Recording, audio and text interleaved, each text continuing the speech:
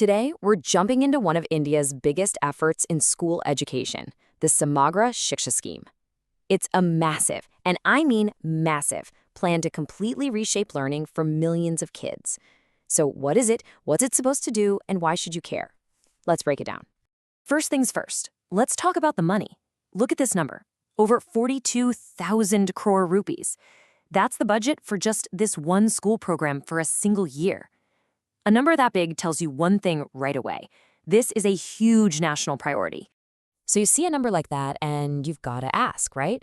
It's not just about spending a ton of cash. How is all of this money actually supposed to lead to better schools, better teaching, and, real opportunities for millions of students all across the country? To really get a handle on where all that money's going, we first have to understand what this thing is. So let's define Samagra Shiksha.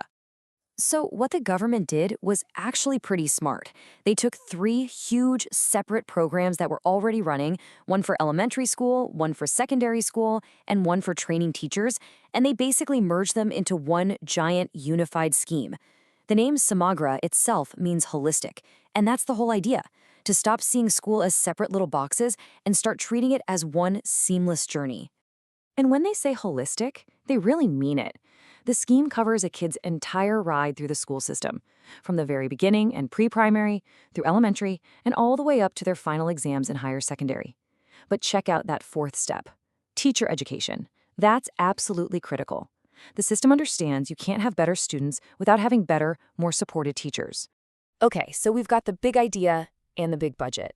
But how does all that money actually become, well, stuff?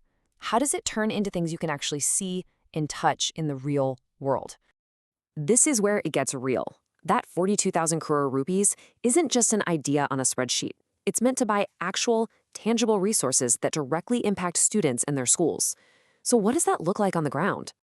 Well, here are some of the concrete targets just for 1 year. We're talking about strengthening 9,000 schools with new classrooms and science labs, giving out free textbooks to 9 crore students, getting 10,000 schools hooked up with digital upgrades and computer labs, and a really big one, training 20 lakh teachers.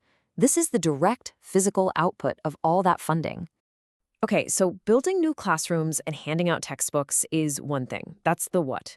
But the real question is the why. What's the end goal here? How do we know if any of this is actually working?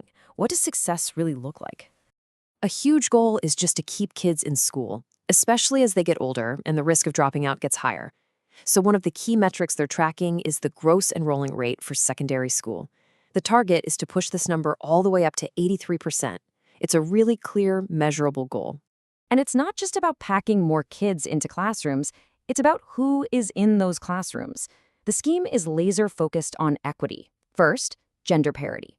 The goal is an index of 1, which basically means perfect balance. For every boy in higher secondary, there's a girl. Second, inclusivity. There's a specific target to make sure more children with special needs are enrolled and supported. So success isn't just about more students, it's about making sure all students get a fair shot. All right, now this next part is for me one of the most interesting and forward-thinking pieces of this whole puzzle. We're talking about connecting what happens in the classroom directly to getting a job. This isn't just about traditional academics anymore. It's about preparing kids for the real world of work. So when you look at the main goals of the whole scheme, you see the things you'd expect, right? Better access, closing social gaps, improving quality. But look at that third piece of the pie, promoting vocationalization. This isn't some side project or an afterthought. It's a core, baked-in part of the entire strategy. And they are not messing around with this goal. The target is to get 60% of all students in their final 2 years of school enrolled in some kind of vocational course. Now, that is a massive shift in thinking about what high school is even for.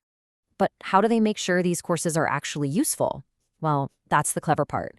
These aren't just random classes. They are all tied to something called the National Skills Qualification Framework, or NSQF.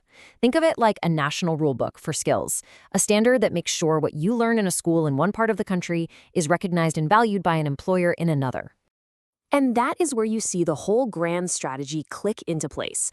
Suddenly, school isn't just a place you go to learn facts and figures. It becomes the first step in a direct pipeline, a pipeline that flows right into national programs like Skill India and straight into the jobs of the future. It's about building that bridge from education to employment. So we're back where we started, looking at that massive budget. And it all comes down to this, the 42,000 crore question. Can this huge, integrated, skills-first blueprint truly transform India's education system? The plan is there, the money is there, but turning that plan into a reality in every classroom for every child, well, that's the real challenge. And the answer is going to shape the future for millions.